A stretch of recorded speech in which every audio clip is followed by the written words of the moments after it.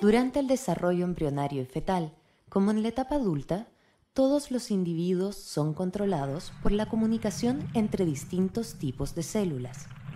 Esto permite el desarrollo tanto de estructuras anatómicas funcionales como la regeneración de células cuando éstas se pierden por procesos fisiológicos o patológicos. Un ejemplo de tejido que constantemente está siendo regenerado y que es controlado por señales intracelulares que llevan a la expresión de genes específicos es el epitelio del colon. En este tipo de tejido, las células forman una estructura ordenada donde cada una se comunica con su vecina a través de distintas moléculas. Una de las más conocidas es la proteína E-caderina, que requiere de calcio para desarrollar una interacción homotípica con otras moléculas de E-caderina en las células vecinas. E-caderina atraviesa la membrana plasmática de las células y en su interior interactúa con otra proteína llamada beta-catenina, la que a su vez interactúa con alfa-catenina, quien sirve de puente de interacción con los microfilamentos de actina del citoesqueleto celular. Por lo tanto, beta-catenina cumple un papel fundamental en la mantención de la arquitectura celular y tisular. Beta-catenina también puede encontrarse libre en el citoplasma, lo que ocurriría por fosforilación de tirosinas en su extremo amino y carboxilo terminal por enzimas específicas. Estas enzimas producen la liberación de beta-catenina del complejo asociado a E-caderina, alfa-catenina y citoesqueleto de actina.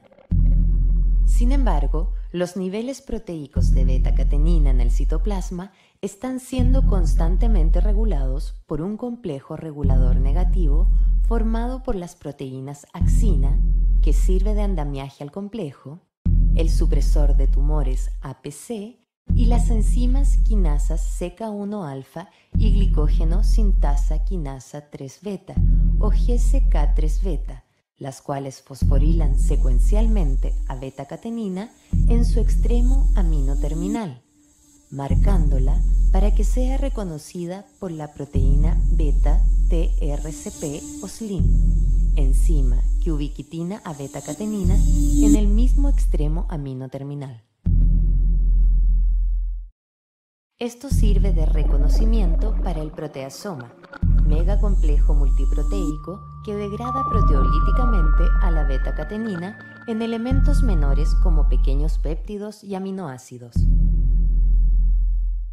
Esta ruta de transducción de señales Wnt canónica fue descubierta originalmente participando en etapas cruciales del desarrollo embrionario, donde es activada por ligandos Wnt que viajan a través del medio extracelular hasta llegar a la célula blanco. Esta célula posee en su superficie dos tipos de receptores de transmembrana. Uno es el llamado Frisell, que atraviesa 7 veces la membrana plasmática, y el otro es su correceptor LRP5-6, que atraviesa solo una vez la membrana. Cuando el ligando Wnt llega a la célula blanco, interactúa con ambos receptores. Esto produce que enzimas quinasas localizadas cerca de este complejo de receptores fosforilen al correceptor LRP5-6 y a otra proteína llamada Dischelbelt, induciendo su reclutamiento hacia el mismo. Dischelbelt, en estas condiciones, es capaz de interactuar y reclutar hacia la membrana al complejo de regulación negativa de beta-catenina, impidiéndose la fosforilación, ubiquitinación y degradación proteasomal de beta-catenina, quien queda libre y estabilizada en el citoplasma celular. Se piensa que beta-catenina debe ser también fosforilada en su extremo carboxilo terminal, lo cual promueve el cambio conformacional de esta zona a una forma tridimensional que es capaz de promover la migración de beta-catenina al núcleo de la célula a través de los complejos de poro nuclear. Dentro del núcleo, beta-catenina interactúa con factores de transcripción del tipo TCF-LEF, desplazando a su vez a otras proteínas que reprimen la función de estos factores, como GROW2. Luego, el complejo binario formado por beta-catenina y TCF-LEF se dirige al DNA e interactúa con este a través de TCF-LEF. Beta-catenina queda disponible para interactuar con otras proteínas que tienen la función de remodelar la cromatina, modificando químicamente a las histonas. Estas proteínas forman un complejo proteico donde beta-catenina sirve de plataforma que coordina la llegada y asentamiento de cada uno de ellos, lo que finalmente permite el reclutamiento de la enzima RNA polimerasa.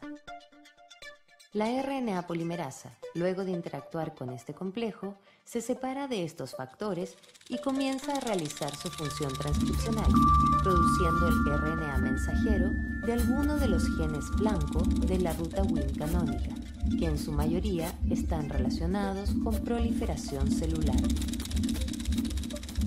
Por su parte, las proteínas que interactúan con beta-catenina en su calidad de activador transcripcional se desprenden de ella. En el extremo carboxilo terminal de beta-catenina ocurre un probable cambio conformacional.